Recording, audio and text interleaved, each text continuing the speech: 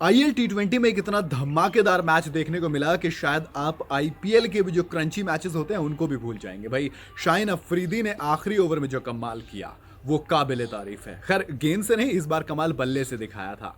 आप शाहिन अफरीदी को वैसे तो बॉलिंग के लिए जानते हैं, लेकिन हमने उनको पीएसएल में भी गेंदबाजी करते हुए देखा है और बल्लेबाजी से भी रन बनाते हुए देखा है। वो 50 भी उन्होंने जड़ा था और आखिरी मैच में न्यूजीलैंड के अगेंस्ट वहां पर भी रन बनाए थे।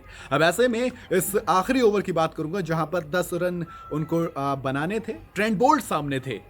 क्या हुआ उस पर बाद में आएंगे, पहले मैच की बात करते हैं। तो ये MI Emirates versus Desert Vipers ये मैच था। निकोलस पूरन के कैप्टन थे। बल्लेबाजी करने जब ये टीम उतरी एमआई एमिरेट्स की तो ओपनिंग बहुत ज़्यादा खराब रही। कुशल परेरा 0 पे आउट हो गए। इसके बाद निकोलस पूरन की बात करूं तो वो भी 14 बॉल में 17 रन की पारी बनाकर निकल लिए, लेकिन पारी को संभाला किसने? अंबती रेड्डी और अकील हुसैन ने। 49 रन की इन्होंने पार्टनरशिप की, लेकिन इस पार्टनरशिप में सबसे बड़ी दिक्कत थी वो ये थी कि बहुत ज़्यादा स्लो पार्टनरशिप थी।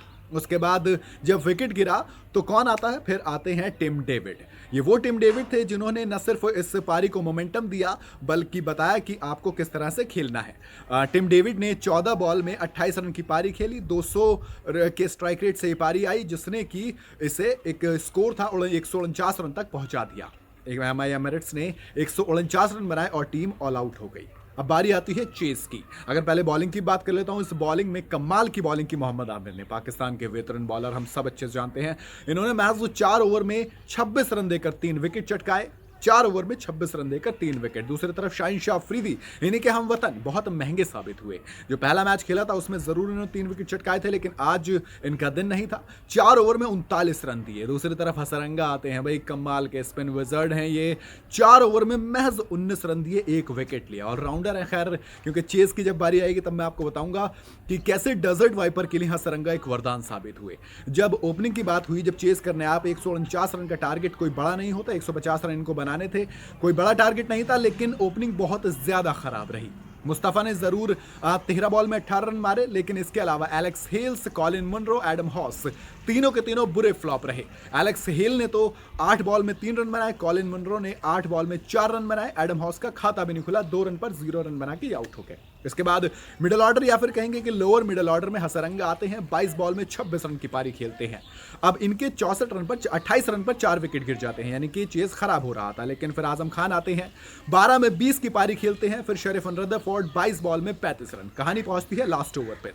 लास्ट ओवर कौन डालने आता है? निकोलस पूरन जो कि कैप्टन है, वो कहते हैं कि चलिए ठीक है, हम अपना जो लास्ट ओवर है सबसे एक्सपीरियंस बॉलर को देंगे, यानी कि हम ओवर देंगे ट्रेंट बोल्ट को। आखिरी ओवर में 10 रन की जरूरत थी।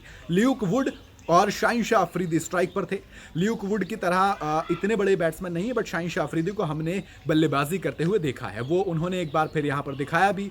शाहिन शाह अफरीदी 12 बॉल में 17 रन बनाए, लेकिन कहानी आती है लास्ट बॉल पर। ट्रेंट बोल्ट ने बहुत शानदार गेंदबाजी की, यॉर्कर लेंथ को पकड़ा, बहुत अच्छी लेंथ बॉल का भी यूज़ किया। फिर जब आखिर में पहुंचे, आखिरी बॉल पर 3 रन चाहिए थे। स्ट्राइक पर थे Shaheen Shah Afridi, left arm batsman थे आज वो। जब बॉल आई तो स्लैश किया, कवर पॉइंट की तरफ बॉल जाती है, उसके बाद दौड़कर 3 रन ले लेते हैं और Shaheen Shah Afridi Desert Vipers 150 run बना लेते हैं। मुकाबला चेज हो जाता है। क्या शानदार मुकाबला, मतलब it was like you should have been watch that मुकाबला। तो वो वाला सीन था इस मुकाबले का। कुल मिला के कहानी इतनी सी रही कि मैंने आपको 3 मिनट में पूरा गेम समझा दिया क्या रहा। शायद हाइलाइट्स अगर देखने मिल जाए तो ज़रूर देखना। बाकी मोहम्मद आमिर को मैन ऑफ द मैच मिला इस मैच के लिए। कमाल का मैच था। आईएल 2020 के अगले मैच में हम देखेंगे। अगर आपको भी नहीं देख पा रहे हैं तो बस चैनल को सब्सक्राइब और फॉलो ज़रूर कीजिएगा ताकि हम आपको अपडेट देते रहें।